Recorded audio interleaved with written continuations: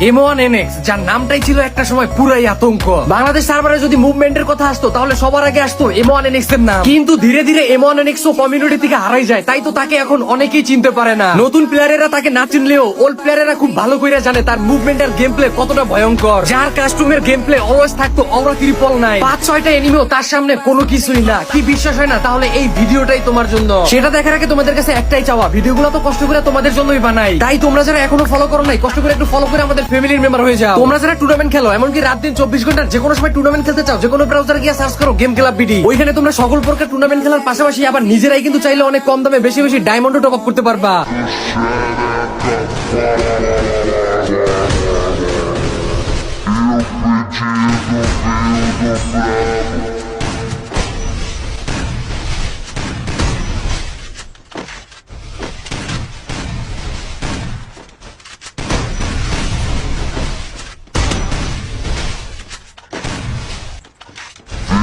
Italia.